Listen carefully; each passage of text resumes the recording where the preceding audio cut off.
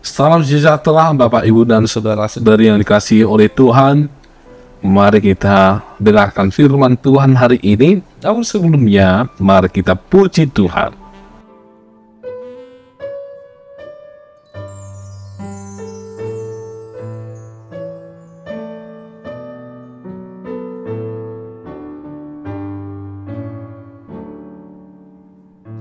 Setiamu Tuhanku tiada bertara, di kala suka, di saat gelap. Kasih-Mu Allahku tidak berubah. Kaulah perlindungan abadi tetap. Setiamu Tuhanku, pengharu hatiku. Setiap pagi bertambah jelas. Yang ku perlukan tetap Kau berikan, sehingga aku pun puas lelas.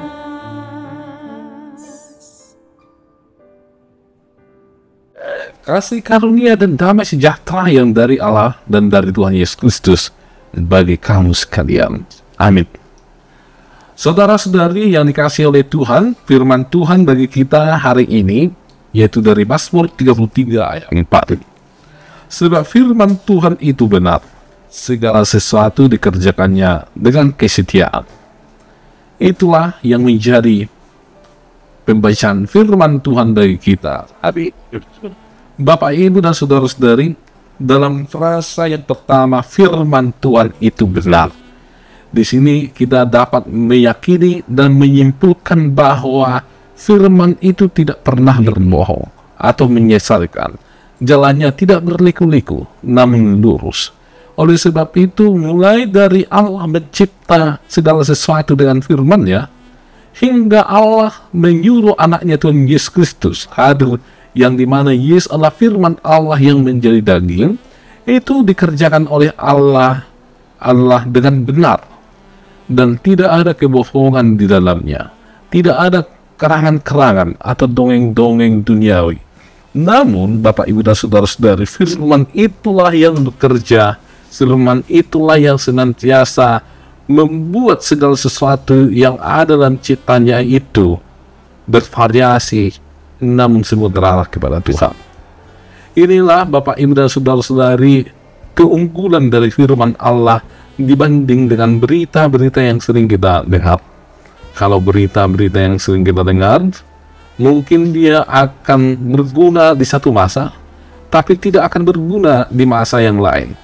Di era tertentu dia mungkin sangat ideal, relevan, tetapi di waktu yang lain dia tidak akan relevan. Di satu tempat mungkin perkataan seseorang itu cocok, namun belum tentu itu cocok dengan di tempat yang lain. Namun berbeda dengan firman Allah yang benar itu, dimanapun dia, di tempat yang bagaimanapun, di era yang bagaimanapun, dia akan tetap bisa diaplikasikan karena dia adalah sebuah kebenaran. Demikian juga dengan Yesus Kristus yang adalah firman Tuhan. Dia adalah kebenaran yang bisa hadir di mana saja, dan ketika Kristus, firman Allah itu hadir di mana saja, dia akan memulihkan, memperbaiki situasi yang tidak baik-baik saja ketika dia hadir saat. Kemudian dikatakan di frase yang kedua bahwa segala sesuatu dikerjakannya dengan kesetiaannya. Firman itu bekerja, yaitu Allah itu sendiri bekerja karena dia setia kepada yang diciptakannya. Berbeda dengan manusia, Bapak, Ibu, dan saudara-saudari, mungkin kalau seseorang itu mencipta sesuatu hari ini, tetapi barang ciptanya itu tidak lagi dianggap orang berguna atau sudah menjadi usang, maka orang akan atau sang pencipta itu bisa saja meninggalkan ciptaannya tersebut dan tidak akan mau lagi memperbaiki atau mengupgrade-nya. Namun Allah, ketika manusia membuat hubungan Allah dengan dunia ini rusak, di mana dunia ini bukan lagi punya hubungan yang dekat dengan Allah, sehingga bumi ini menjadi usang. Segala sesuatu yang ada di tengah-tengah dunia ini menjadi usang, termasuk manusia. Namun apa yang dikerjakan oleh Allah, Bapak, Ibu, dan saudara-saudari dalam kesetiaannya? Allah bisa saja meninggalkan bumi ini dengan segala sesuatu yang ada di dalamnya, karena sudah usang, tidak seturut lagi atau seirama lagi dengan yang dikehendaki oleh Tuhan. Tetapi disinilah perbedaan Allah dengan manusia. Allah setia kepada ciptaannya, yang walau ciptaannya itu sudah usai atau melakukan yang bertolak belakang dengan apa kehendak Tuhan. Allah mengutus Yesus Kristus, Allah memulihkan keadaan bumi ini, bahkan Allah hadir di sana untuk membangun kembali hubungan antara Allah dengan ciptaannya, terkhusus kepada manusia.